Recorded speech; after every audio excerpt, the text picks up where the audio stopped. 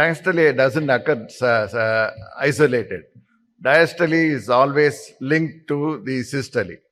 In diastole, there is actually the myosin binding sites are exposed and calcium gets binded to the myosin binding sites. So that is the decoupling of the myosin from the actin, which happens during diastole. Similarly, this is translated into the left ventricular myocardium, which actually dilates.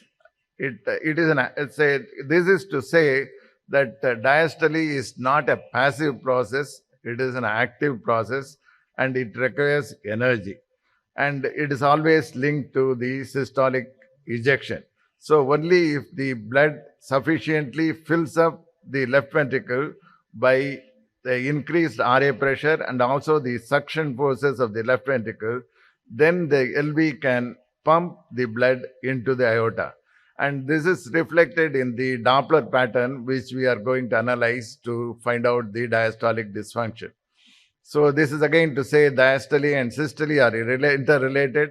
Normal diastolic function allows adequate filling of the heart without excessive increase in the diastolic filling pressures at rest and also during exercise.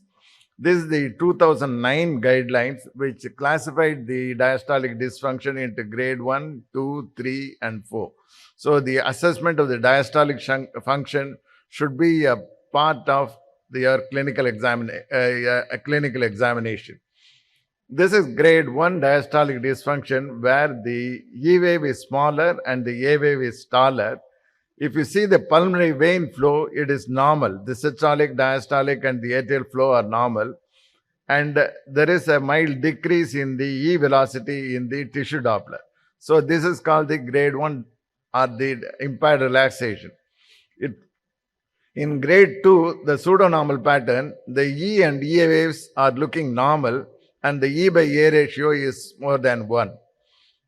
In these patients, if you see the pulmonary vein Doppler, instead of the systolic wave being taller, it becomes lesser in size and the S by D ratio becomes less than 1 in the pulmonary venous Doppler.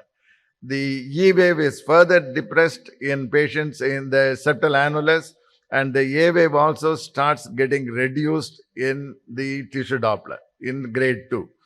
In grade 3, you can see the E wave is very tall and the A wave is very small and the ratio is more than 2. And if you see the pulmonary venous Doppler, you are not able to see any flow in systole. All the flow occurs during diastole. And if you see the E wave is much more depressed and the A wave is very small, indicating that the atrium is very much dilated and the very little filling occurs during atrial contraction. And this is the composite patterns which can be identified by looking at the mitral valve inflow, tissue Doppler velocity, and the pulmonary venous flow. Of course, you can use flow propagation velocity and Valsalva maneuvers also to identify the patterns. In 2016, they came up with the new guidelines. What is the thing there in the new guidelines? The 2009 guidelines was little complicated. They much more simplified the diagnosis of diastolic dysfunction. Then instead of looking at the patterns, you look for whether the patient has got impaired relaxation or the patient has got impaired relaxation with chamber stiffness, and also tell whether there is an elevated filling pressures.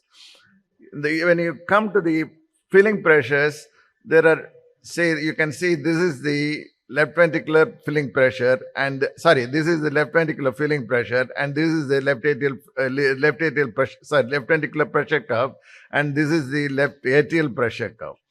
During early diastole, you can see the left atrial pressure is elevated.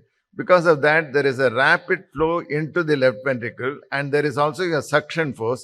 Sometimes the left ventricular pressure goes even below 0. During the plateau phase, the flow occurs during the plateau phase and reaches a level, pre-A level.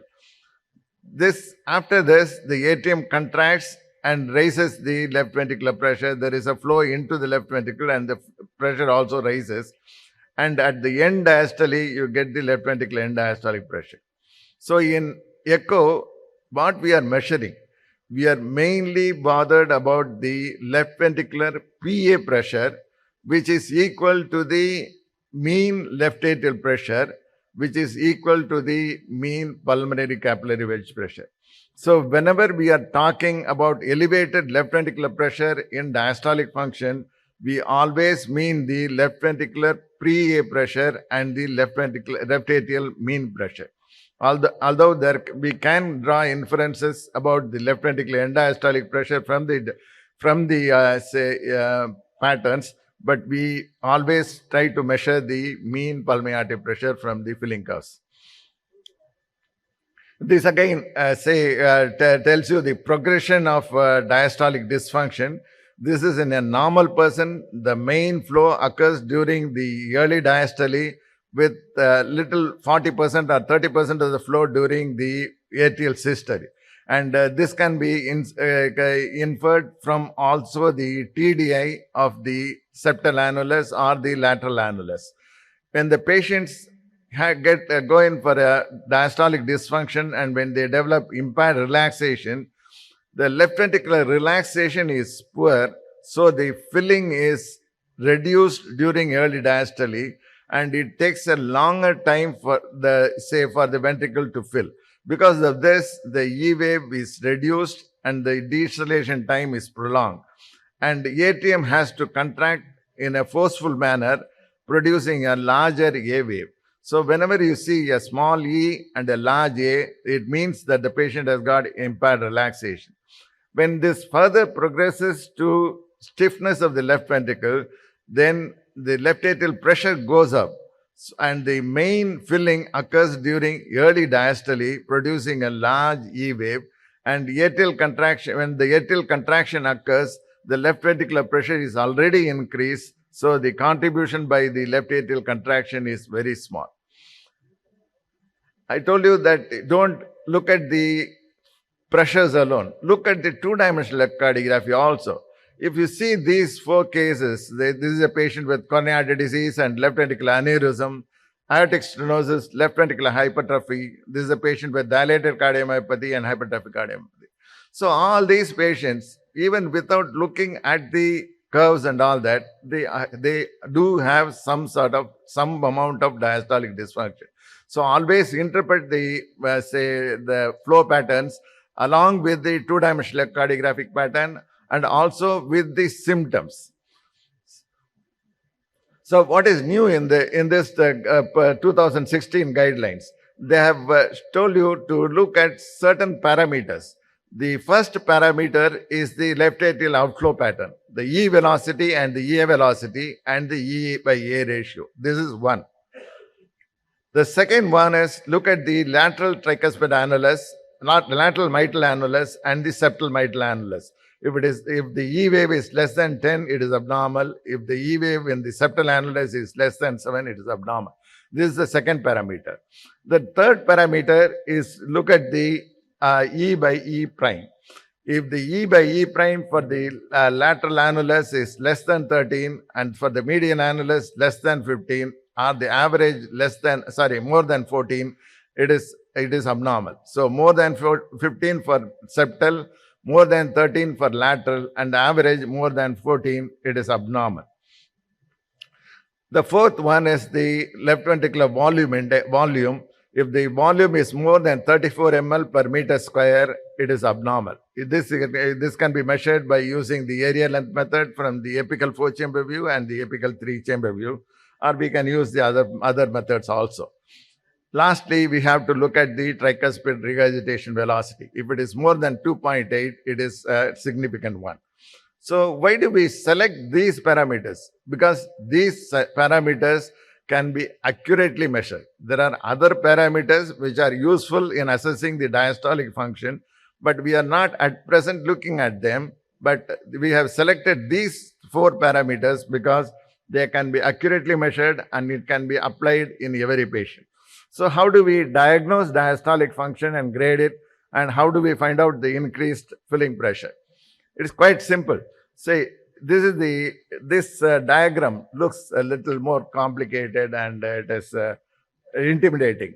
But we will go step by step. Say, look at the left atrial inflow pattern alone. The E velocity is 50 centimeters or less. The E is smaller than the A.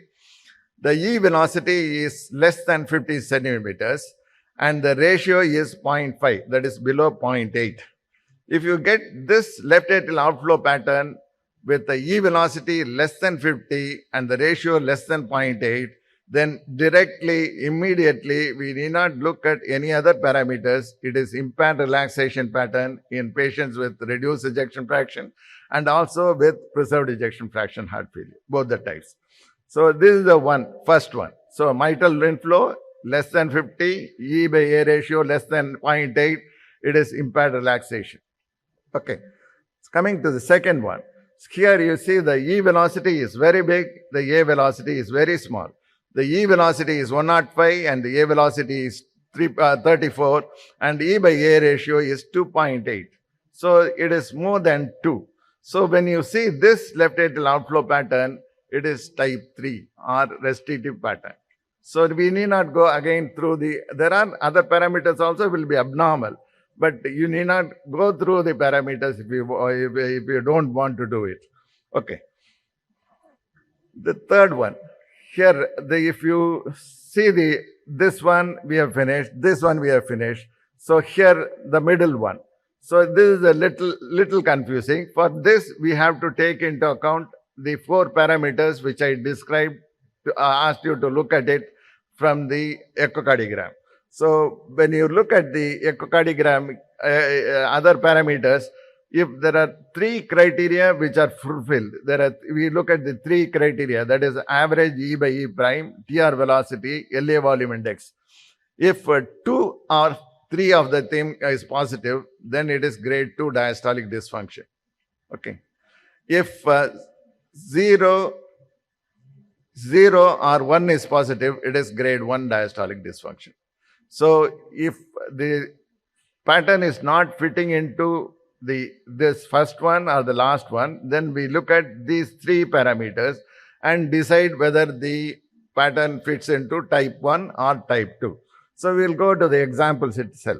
Here you can see the E velocity is 70 centimeters and the A velocity is 100 centimeters.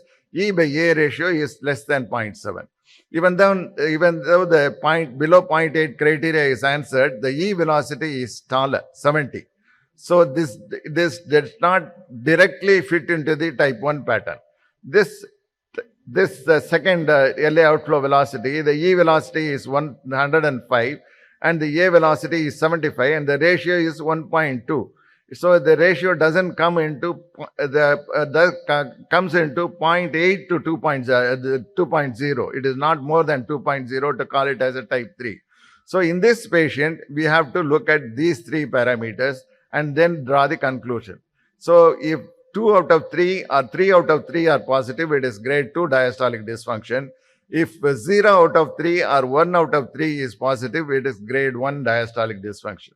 Suppose you are not able to get the 3 criteria, if you get only 2 criteria which are sure about the findings, then if both of them are positive, then it is grade 2 diastolic dysfunction. Whereas if it is 0 positive, it will be grade 1 diastolic dysfunction. If 1 is positive and 1 is negative, we are indeterminate. We have to use other parameters for deciding what type of diastolic dysfunction it is. Hope this is a little more clear, I suppose. If a patient with grade 1 diastolic dysfunction, if he is more symptomatic, usually with tachycardia, they become symptomatic. When they exercise, they become symptomatic. If they are more symptomatic, you have to consider coronary artery disease or you have to consider doing a diastolic stress test. These criteria, say diastolic dysfunction assessment is not recommended for atrial fibrillation, patients with valve disease, patients with assist device, and patients with ventricular pacing. I told you there are additional parameters which can be used for assessing the diastolic dysfunction. One is the GLS. You look at the thing, the systolic parameter being used for diastolic dysfunction. Then the deceleration time of the LA outflow velocity, if it is less than 160 milliseconds, usually it indicates diastolic dysfunction. Pulmonary vein velocity, S is small and D is big. If the ratio is more than 1, it is again indicative of diastolic dysfunction. Presence of L wave is again indicates that the patient has got a type 3 diastolic dysfunction and the LA pressure is increased. If the A wave reversal is minus the A wave in the LA outflow is more than 30 milliseconds, again it indicates that the patient has got elevated LA pressure. So this is a patient with left ventricular hypertrophy. Obviously, the left ventricular ejection fraction is preserved. In this patient, the peak global longitudinal strain is 11.8. So this patient has got diastolic dysfunction also. This is another patient, obviously has a systolic left ventricular dysfunction, coronary artery disease, a severe LV systolic dysfunction. In this patient, you can see there is a E wave, there is an A wave, there is another wave in between the two that is called the L wave. This was named after Dr. Liv Hartley, who described the L wave, presence of L wave. Sometimes it may be present in normal people with bradycardia. In those cases, it will be less than 20 centimeters, whereas in patients with pathological L waves, it will be taller, it will be about 40 or 50 centimeters. So the second one is the deceleration time. You can see the deceleration time is markedly decreased. The pulmonary E velocity, S velocity is smaller and the D velocity is bigger. S by D is less than 1 and L wave are present. So these additional parameters can be used when you are not sure about the type of diastolic dysfunction which you are dealing with. Lastly, the left atrial strain, especially the reservoir strain, starts decreasing when the patient develops diastolic dysfunction. So this is the reservoir strain, which can be measured from the left atrial strain. So if you take chronologically, actually the strain pattern shows the first changes, initial changes, the left atrial volume changes afterwards, and finally the flow pattern differences occurs in the sequence. And here you can see this is a normal pattern, normal say left atrial strain pattern. In patients with grade 1 diastolic dysfunction, it is mildly decreased. In patients with grade 2, it is moderately decreased. In grade 3, it is markedly decreased. So left atrial strain is one of the factors which can be used for assessing the diastolic function. How do we report diastolic function? The report should be a normal diastolic function and normal filling pressure if the function is completely normal. The second one is grade 1 diastolic dysfunction or abnormal relaxation. These patients have got impaired relaxation with normal chamber stiffness, low to normal filling pressures. The filling pressures are usually normal at rest. Grade 2 diastolic dysfunction are the pseudonormal pattern where there is impaired relaxation and increased chamber stiffness with moderate increase in the left atrial pressure. In grade 3 or restrictive pattern, there is impaired relaxation and severely increased chamber stiffness, resulting in marked elevation of filling pressures. This is how we should report the diastolic function. So we will try to see a few cases. We can stop whenever we want when the beeper goes. So these are two cases. You can see the patterns. So the E velocity and the E velocity in this case is 142/57 and the ratio is 2.5. This patient 120/48, the ratio is 2.5. Which patient is normal, which patient is abnormal? First one is normal or abnormal? So the first one is normal and the second one is abnormal. So this pattern can occur in very young individuals. Say this is the first pattern, and these are the other parameters. You can see the E velocities in the septal and the lateral annulus were normal. The left atrial size is normal. All the parameters are negative, and this is a normal person.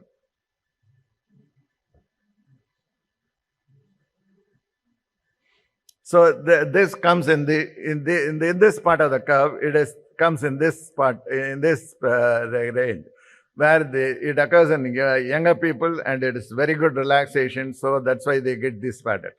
Taking the other case, this case, say this case, you can see the ratio is 2.5. You can see the S, if you see the pulmonary vein, the S wave is very small. The E velocities are reduced in the septal and the lateral annulus, and you can see all the four parameters are abnormal. So you can see the E velocity is abnormal, E by A ratio is 21.8, the LA volume is more than say 52.8, and you can see the peak gradient is 68 millimeters of mercury. So this patient, all the four are positive. So this patient has got a type 3 or a type 3 diastolic dysfunction or the rested pattern. And these are the 2-dimensional echocardiogram.